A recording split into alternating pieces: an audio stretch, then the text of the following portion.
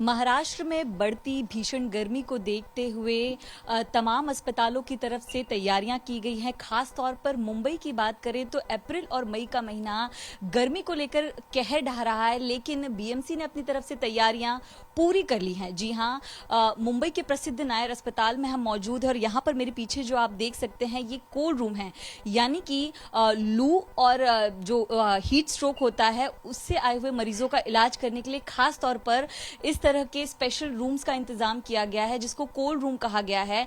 यहाँ पर वो तमाम इंतजामात किए गए हैं कि जब भी कोई मरीज भीषण गर्मी या लू से त्रस्त होकर पहुंचेगा तो उसको तमाम सुविधाएं यहाँ पर मिलेंगी।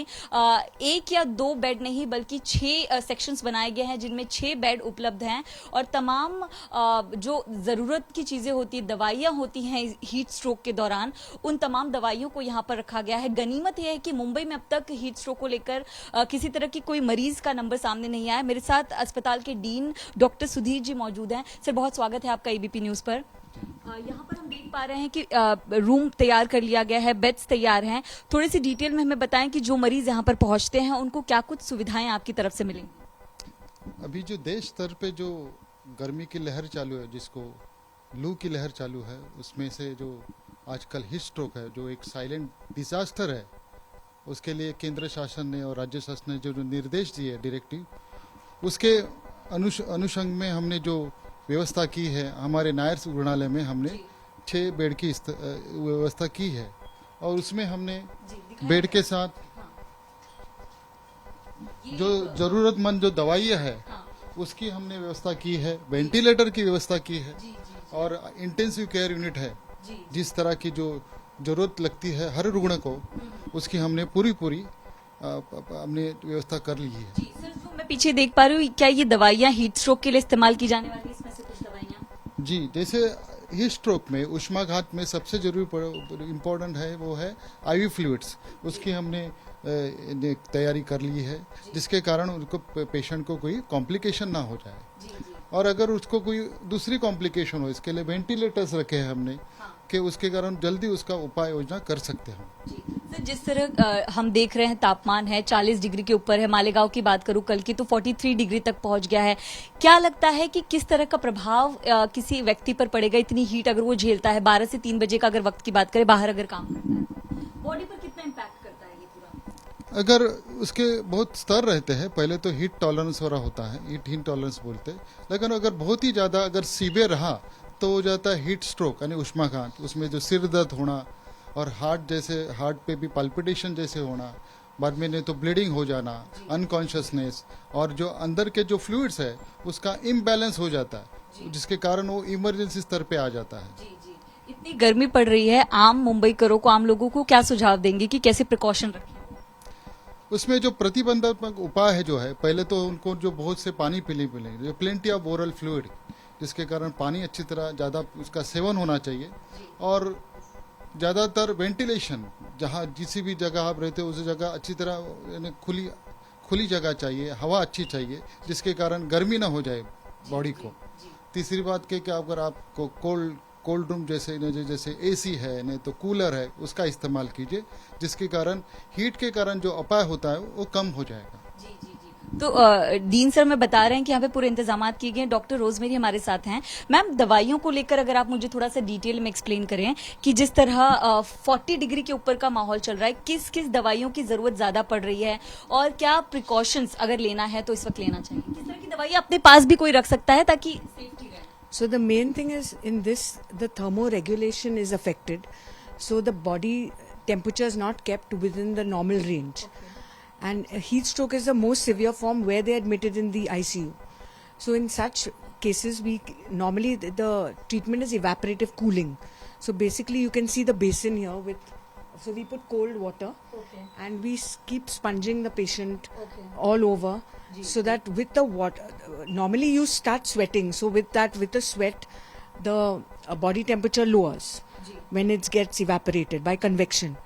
But here, since the thermoregulation is disturbed, and what happens is you have instead vasoconstriction on the superficial skin. So you need to do this evaporative cooling where you put cold water all over. Then, as sir said, the ventilation with fans and this AC. So with that, you dissipate the heat. and because the humidity is high also in Mumbai, so you need to do. That's why the heat strokes are common over here. And the severe form of heat stroke is where we call it heat stroke, where the CNS, the central nervous system, gets affected. So the patient can get headache, convulsions, even the respiration gets affected because the cells are heat sensitive. So the heat destroys a lot of the cells of the body. So the pulmonary, the CNS, the central nervous system.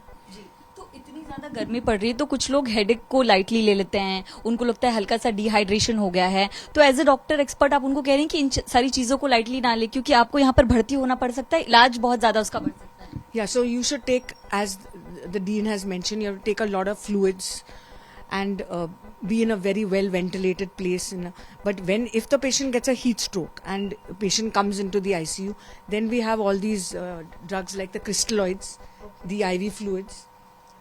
This is the glucose saline. Then sometimes the patient goes into hypoglycemia where the glucose falls. So you need to give glucose. Then only paracetamol. But the most important thing is the cooling to be done on the skin, this evaporative cooling which I was talking about.